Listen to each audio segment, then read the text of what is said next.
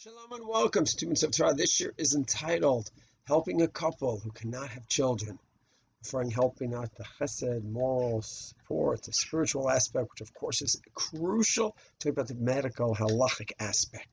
So this is part 2. We saw in the previous shir that there's a Gemara Yevamot, which doesn't talk about a couple who cannot have children. It talks about examining a man who there's a possibility of B'tzua Daka where there's an issue with the reproductive organ.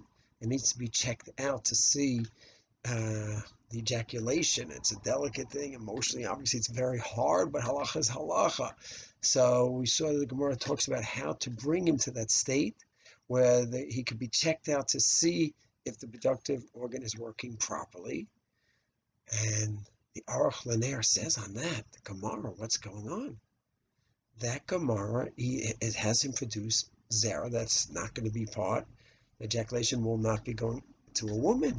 And that's called Shechva Zera Levatala. It's a grave violation that cannot be done.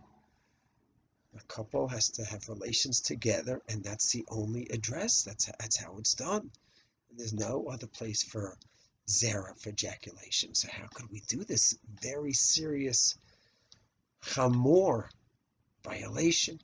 He says a major part of the violation of Shechva Zera Levatala, wasting the seed, is, of course, it's bittul pru or vu.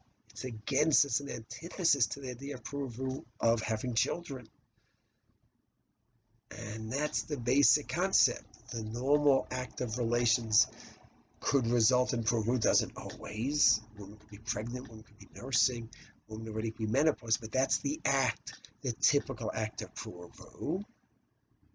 And spilling the seed is the antithesis of pru vu.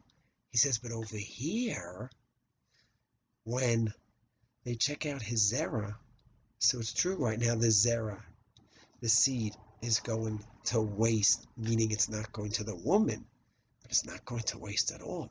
It's going to see if he can marry a Bat Yisrael and then be involved in the mitzvah of pru vu.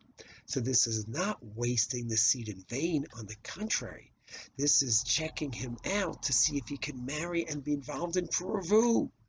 And yes, even a B'tzua Daka, someone who's limited, could marry some woman, but it's very limited who he can marry, and we want to expand his opportunity who he can marry, and therefore this checking is not in vain.